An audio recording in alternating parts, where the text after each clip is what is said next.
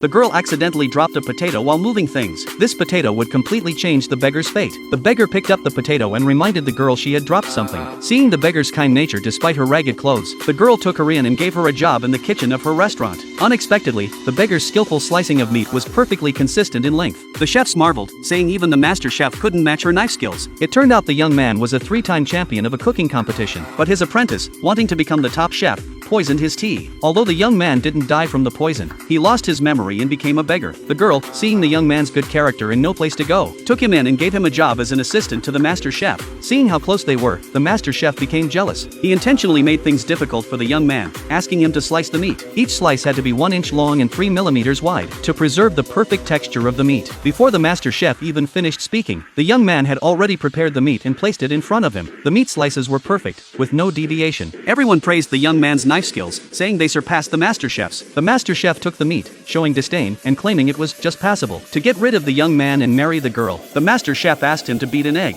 Not only should the egg be beaten evenly, but quickly as well, so that the egg white and yolk completely blend together, and a chopstick can stand upright on top of the egg. To everyone's surprise, the young man achieved the master's requirement with ease. The others thought the young man was qualified to be the assistant chef, but the master chef, wanting to get rid of him, thought of another challenge. This time, he asked the young man to coat the pork tenderloin in batter, with the sauce no thicker than 1 millimeter. If even a drop of sauce spilled, the young man would have to leave. The young man first dipped the pork in the batter, then used his internal energy to evenly coat it. With one hand, he slapped the chopping board, and all the battered pork pieces were perfectly arranged on the plate. There wasn't a single drop of sauce on his hands. Everyone was amazed, guessing the young man was using Qigong techniques. The master chef, feeling defeated, refused to acknowledge the young man's skill, but the young man had already completed all his tasks. The master chef had no choice but to let him stay in the kitchen as an assistant. Later, the master chef made a plate of sweet and sour pork and asked the young man to serve it to President Wang. The young man immediately noticed a problem with the dish. He said the sauce was too thick, which would affect the crispness. President Wang would likely not be satisfied with it. The master chef, enraged, insisted the young man had no right to critique his dish. At that moment, the girl hurried into the kitchen, saying President Wang was waiting to taste the dish, and took it out. The restaurant owner, originally hoping this dish would earn a 5-star rating, was shocked when President Wang spat it out, calling it subpar. The owner didn't believe it and tried the dish himself, and indeed, the taste was lacking. He asked the girl to tell the kitchen to make a new signature dish, but the master chef,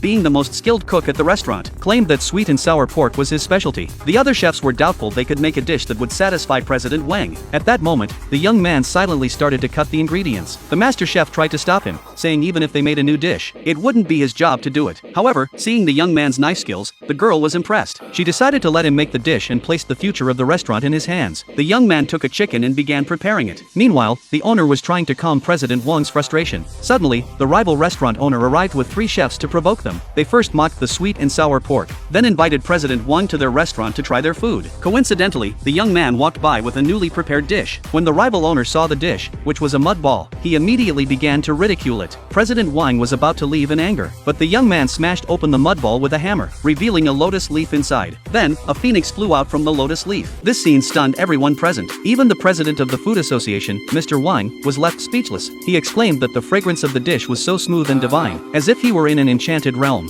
He couldn't help but drool. The girl, aiming for the hotel's 5-star rating, asked Mr. Wang to taste the dish. Unexpectedly, the rival hotel owner deliberately caused trouble, instructing his staff to fake a fall and knock over the chicken. Seeing this, the owner of the girl's hotel became furious, accusing the other side of intentional sabotage. However, the rival hotel's owner was clearly there to challenge them, and to have Mr. Wang as the judge, the losing hotel would have to shut down, and never again engage in the food industry. Reluctantly, the girl's hotel owner accepted the challenge. The first round would be a knife skill contest. The rival hotel sent a chef who was a descendant of the knife god, ranked first in the world for knife skills. Seeing that no one dared to step forward, the girl decided to participate herself. She was ridiculed by the rival hotel owner, who claimed that with her petite figure, she wouldn't be able to hold a knife. At this critical moment, the young man stepped forward again, deciding to participate in the contest. Seeing this, everyone urged the owner to pick someone else, as the young man was just a beggar and not qualified to compete. Hearing this, everyone thought he was certain to lose. Yet, the young man remained calm and unruffled. Watching the rival chef's exquisite knife skills, the crowd began to praise the competitor, thinking that it was a rare opportunity to witness such knife skills. Even Mr. Wang expressed his approval. Then, the young man began to demonstrate his knife skills. When the young man closed his eyes, everyone started mocking him, thinking he had fallen asleep. Unbeknownst to them, the young man was using his golden eyes, and after observing the structure of the fish, he picked up his knife and began to slice. However, his knife work was soon criticized by the crowd, who thought he had no chance of winning. Sure enough,